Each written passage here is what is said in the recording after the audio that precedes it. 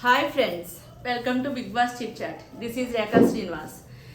Telugu Bigg Boss season 8 complete అయిపోయాక నేను video పెట్టలేకపోయాను. ఎందుకు అంటే నెక్స్ట్ చేసే వీడియో బేస్ చాలా బాగుండాలి, ఏ విధంగా చేయాలి అనే ఆలోచనతో నేను ఇన్ని రోజులు పెట్టలేదు. కొత్తగా ఒక మ్యాటర్ తీసుకురావాలనుకుంటున్నాను.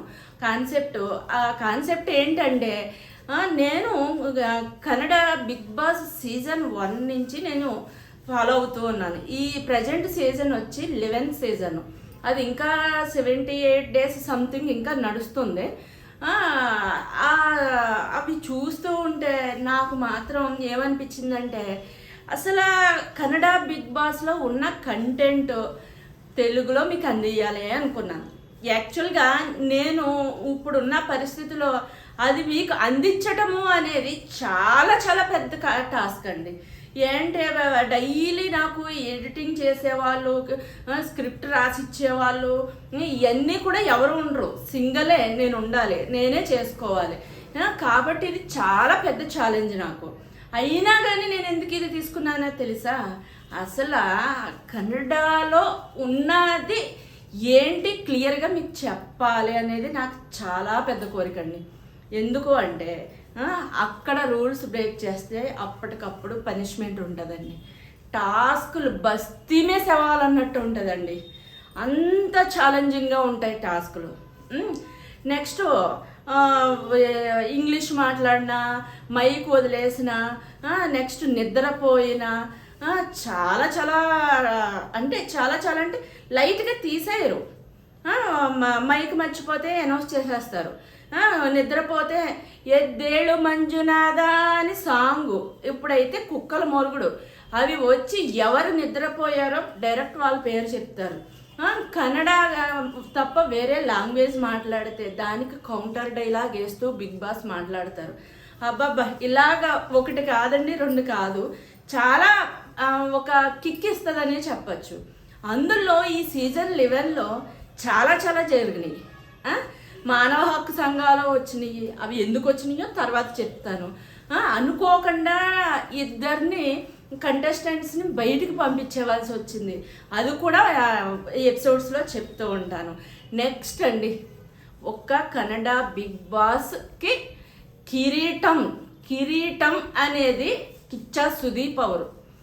నిజంగా ఆయన చెప్పిన మాటలు పాయింట్ టు పాయింట్ మీకు చెప్పే అంత టాలెంట్ నాకు లేదు.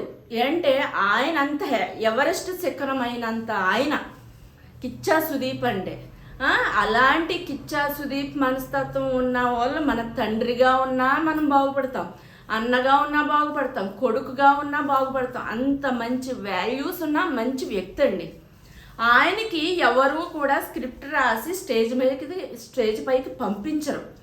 అక్కడికక్కడ ఆయన ఎవరిని ఏం కరెక్ట్ చేయాలో, ఎవరికి నొప్పి చేయకుండా ఎంత స్మూత్గా చెప్పాలో, అది మైండ్కి డైరెక్ట్ వెళ్ళేలాగా ఏ విధంగా చెప్పాలో, ఎవరిని ఎలా తీర్చిదిద్దాలో, ఎవరికి రీకౌంటర్ అయ్యాలో, ఎవరిని ఎలా క్షమించాలో, ఎలా శిక్షించాలో అన్నీ ఉన్న మనిషి ఈ కిచ్చా సుదీప్ గారు.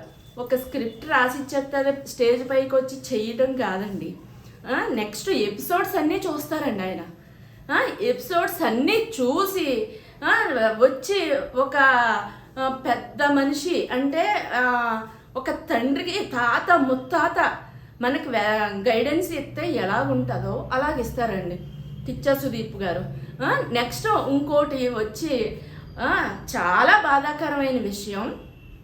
ఈ పాయింట్ ఎందుకు చెప్తున్నానంటే ఆయన మా అందరి మైండ్లో ఏ లెవెల్లో ఉన్నారో మీకు తెలియజేయటానికి ఈ వీడియోలో చెప్తున్నాను.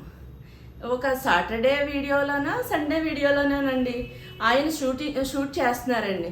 షూట్ చేస్తున్నప్పుడు వాళ్ళ అమ్మగారి దగ్గర నుంచి 78 79 ఎన్నో కాల్స్ వచ్చినాయి. వాళ్ళ అమ్మగారికి ఒంట్లో బాగోలేదంట, హాస్పిటల్లో ఉన్నారట. అయినా కానీ అక్కడ ఉన్న కర్తవ్యం కంప్లీట్ చేసి వెళ్ళారండి.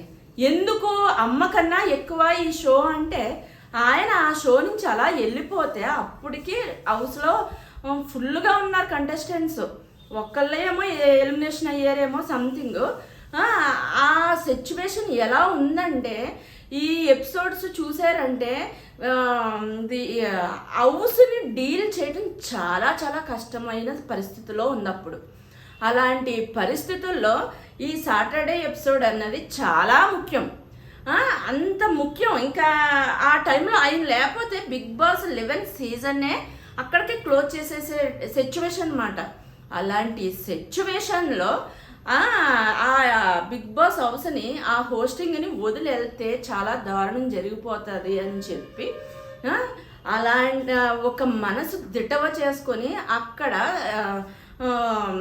షూటింగ్ అంతా నీట్గా కంప్లీట్ చేసి 3 దెబ్బల్లో వెళ్ళిపోయారండి హాస్పిటల్కి.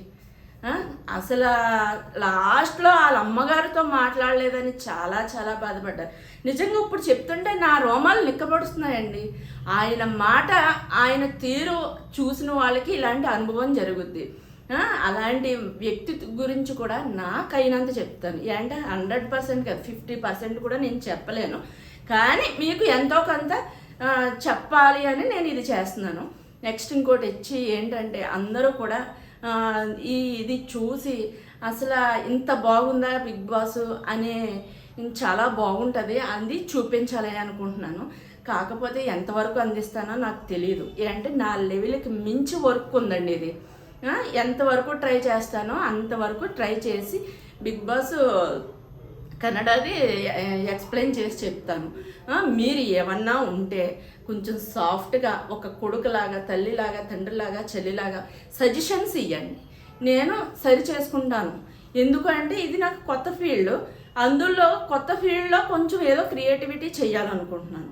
కాబట్టి మీ అందరి సపోర్ట్ నాకు ఇవ్వండి. నచ్చితే లైక్ చేయండి, అందరికీ షేర్ చేయండి. అంటే మనము తెలుగు బిగ్ బాస్ ఒకటే చూస్తున్నాము, కన్నడ బిగ్ బాస్ కూడా చూసాము అంటే అక్కడ నైతిక విలువలు ఏంటో, పెట్టిన రూల్ ఏ విధంగా ఫాలో అవుతున్నారో, అక్కడ జైలుకి ఎలా పంపిస్తారో, ప్రతి వారం రివ్యూ ఎలా ఉంటుందో, ఎలా దాన్ని బట్టి అక్కడ ఎలా ప్రవర్తిస్తారో, అక్కడ ఏ టాస్కులు ఉంటాయో అన్నీ కూడా చాలా బాగుంటాయండి. చూసి నన్ను ఎంకరేజ్ చేయండి. ఏదైనా సజెషన్స్ ఉంటే షేర్ చేయండి, లైక్ చేయండి, సబ్స్క్రైబ్ చేయండి. Bye friends.